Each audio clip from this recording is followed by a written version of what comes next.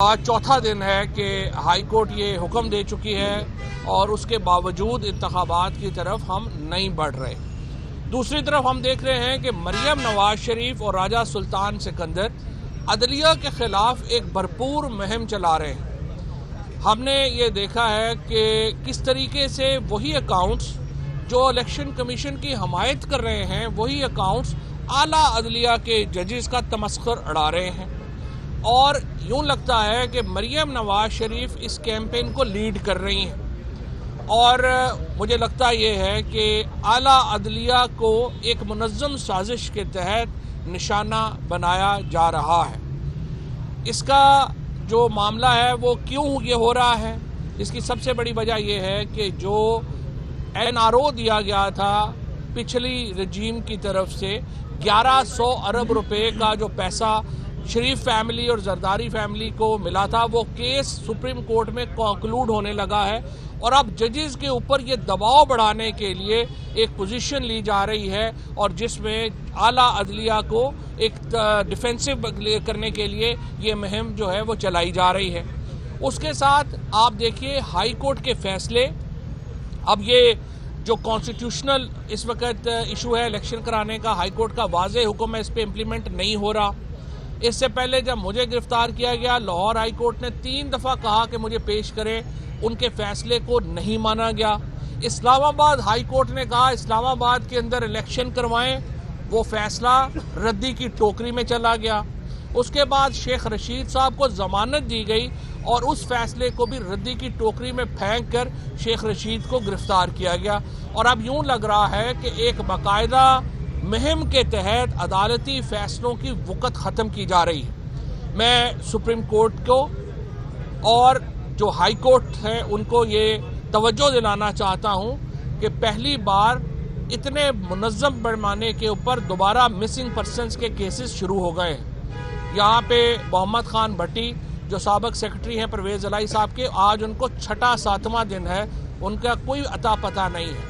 عامر ران جو Lahore high court کے elected secretary تھے، ان کو 5 دن کے بعد رہا کیا گیا،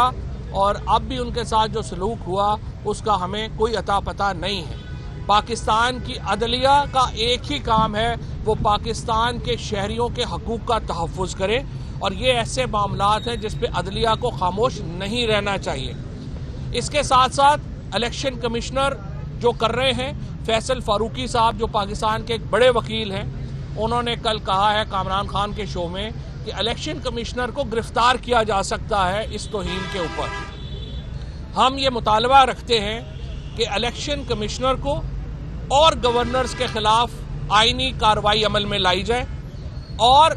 صدر مملکت عارف علوی صاحب سے میری گزارش ہے پنجاب کے گورنر اور خیبر پختونخوا کے گورنر کے ریموول کے لیے جو آئینی جو پروسیس ہے اس کا آغاز کیا جائے، کیونکہ دونوں گورنرز نے واضح طور کے اوپر آئین کی دھجیاں اڑا دی ہیں، اور آئین کو ایک ردی کی کتاب میں کنورٹ کر دیا ہے۔ اور اگر آئین بھی نہ رہا، میں یہ بتا دوں آپ کو کہ پاکستان کی واحد کنسنسس ڈاکومنٹ اس وقت پاکستان کا آئین ہے، اگر یہ آئین کو بھی پاکستان کے اندر اس طرح سے سبوٹاج کر دیا گیا، پھر پاکستان کے اندر کوئی کنسنسس ڈاکومنٹ نہیں بچے گی، کوئی اتفاق رائے نہیں ہو سکے گا، اور یہ پاکستان کے ساتھ کھیلنے کے مترادف ہے جو اس وقت یہ عمل ہو رہا ہے۔ لہٰذا صدر مملکت دونوں گورنرز کے خلاف ان کو عہدوں سے ہٹانے کی کارروائی جو ہے اس کا آغاز کریں۔ اس کے ساتھ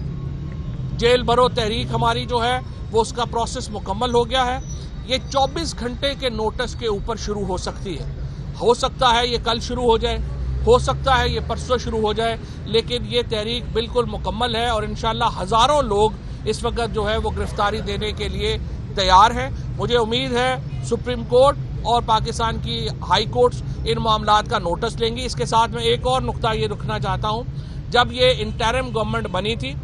ہم نے پنجاب میں یہ کہا کہ 22 افسر ہیں جو تحریک انصاف کے خلاف ذاتی طور پہ ملوث ہیں یہاں پہ انتقامی کارروائیوں میں، اور ان کو یہاں اپوائنٹ نہ کیا جائے۔ بڑے افسوس کی بات ہے کہ الیکشن کمیشنر نے اور پنجاب حکومت نے ان 22 میں سے 17 آفیسرز کو پنجاب میں اپوائنٹ کر دیا ہے، اور باقی جو 4 بچے ہیں ان کو بھی لگایا جا رہا ہے۔ میں ان 22 آفیسرز کو کہتا ہوں، آپ آئین کے تحت حلف لے کے آئے ہیں، آپ کی وفاداری ریاست کے ساتھ ہونی چاہیے، ایک جماعت کے ساتھ نہیں ہونی چاہیے۔ فوری طور کے اوپر خود کو اپنے عہدوں سے علیحدہ کریں اور پارٹیزن نہ ہوں، تاکہ یہ نہ ہو کہ اس کے اوپر آپ کے خلاف بعد میں کارروائی ہو۔ لہٰذا یہ معاملات ایسے ہیں جس پہ عدلیہ کو نوٹس لینا ہے، اور ہم امید کرتے ہیں کہ عدلیہ پاکستان کے آئین کی تحفظ کرے گی اور